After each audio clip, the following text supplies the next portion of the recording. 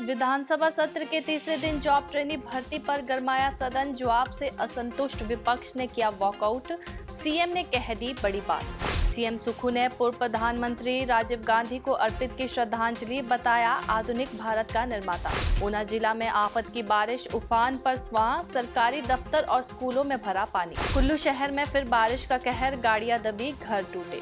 Pandoh dam के पास सेब से लदी पिकअप ब्यास में समाई, लापता लोगों की तलाश जारी। मैं हूं HIV वायरस, नाम तो सुना ही होगा।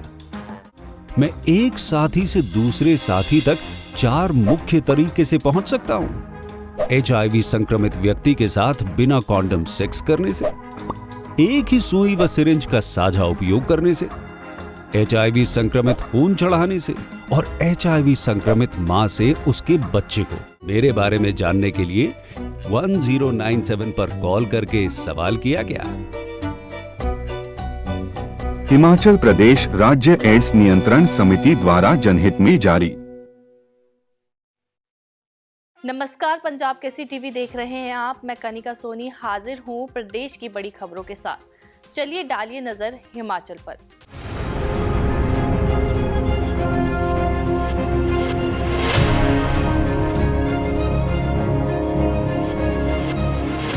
हिमाचल विधानसभा के मॉनसून सत्र का आज तीसरा दिन था। सदन में प्रश्नकाल के दौरान सत्ता पक्ष व विपक्ष में जॉब ट्रेनी भर्ती को लेकर तीखी नोकझोंक हुई, जिसके बाद विपक्ष ने सदन से वॉकआउट कर दिया। नौकरियों के मुद्दे पर सीएम सुक्खू के जवाब से विपक्ष असंतुष्ट था। दरअसल प्रश्नकाल के दौरान भाजपा की ओर से वर्तमान सरकार के कार्यकाल में दी गई नौकरियों का हिसाब मांगा गया। विधायक विपिन परमार, नेता प्रतिपक्ष जयराम ठाकुर, विक्रम ठाकुर और ऊना के विधायक सतपाल सत्ती ने नौकरियों को लेकर सरकार को खूब खरी खोटी सुनाई।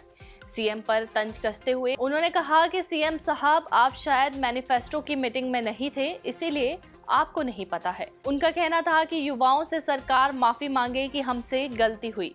जयराम ठाकुर ने सरकार को घेरते हुए कहा कि कांग्रेस ने झूठी गारंटी देकर प्रदेश की जनता को गुमराह किया है। वहीं विपक्ष के सवालों का जवाब मुख्यमंत्री देने लगे तो एक एक करके नौकरियां गिनाने लगे। तो विपक्ष ने कहा कि झूठे आंकड़े पेश किए जा रहे हैं। इस दौरान सत्ता और विपक्ष के बीच नोकझोंक हुई।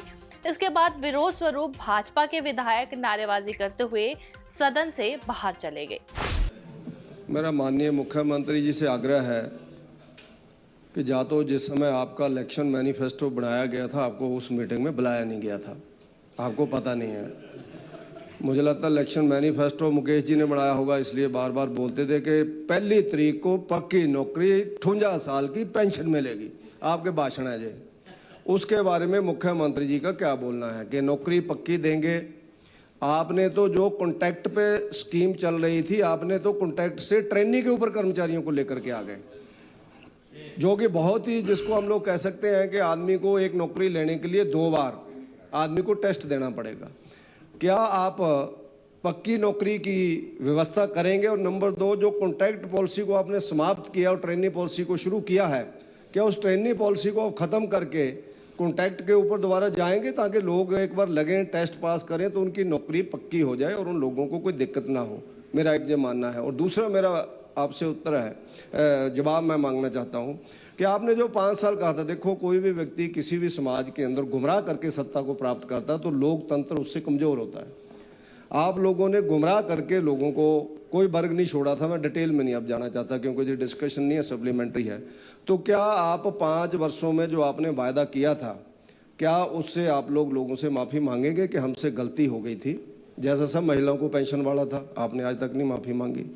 आपने भाभी जी को तो लगा दी पेंशन, बाकी सब महिलाएं बैठी हुई हैं, बाकी किसी को नहीं लगी। प्लीज बाकी नहीं लगेगी। इसी क्वेश्चन से तो उसके नाते आप क्या बाकी महिलाओं को पेंशन लगाएंगे? नहीं, ये छोड़ो, ये थोड़ी है इसका पार्ट, और employment is the part. Training से आप कॉन्ट्रैक्ट पॉलिसी के ऊपर जाएंगे, मेरा इतना आपसे निवेदन है। सत्ती जी ने जॉब ट्रेनिंग और कॉन्ट्रैक्ट की जो बात कही है, कॉन्ट्रैक्ट का नाम बदलकर जॉब ट्रेनिंग ही किया गया है। जो कॉन्ट्रैक्ट की शर्तें हैं, सिर्फ कॉन्ट्रैक्ट को हटाया गया क्योंकि हाई कोर्ट और सुप्रीम कोर्ट के दिशा निर्देश द्वारा कोई भी कॉन्ट्रैक्ट शब्द का प्रयोग नहीं कर सकता। जॉब ट्रेनिंग किया गया।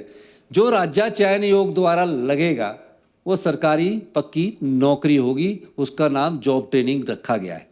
राज्य चयन आयोग द्वारा लगेगा या किसी द्वारा लगेगा, वही कॉन्ट्रैक्ट को 2 साल कर दिया गया, यही मैं कहना चाहता हूँ। मुख्यमंत्री सुखविंदर सिंह सुक्खू ने आज छोटा शिमला स्थित सद्भावना चौक में पूर्व प्रधानमंत्री स्वर्गीय राजीव गांधी की जयंती पर उन्हें पुष्पांजलि अर्पित की। उन्होंने लोगों से राजीव गांधी द्वारा दिखाए गए मार्ग पर चलने और उनके सिद्धांतों को अपनाने का आह्वान किया। उन्होंने कहा कि राजीव गांधी को आधुनिक भारत के निर्माता के रूप में याद किया जाता है। उन्होंने राष्ट्र की एकता और अखंडता के लिए अपने प्राणों का बलिदान दिया है। मुख्यमंत्री ने कहा कि राजीव गांधी एक समाज सुधारक भी थे। उन्होंने 73वें और 74वें संविधान संशोधन के माध्यम से पंचायती राज संस्थाओं में महिलाओं को आरक्षण सुनिश्चित किया।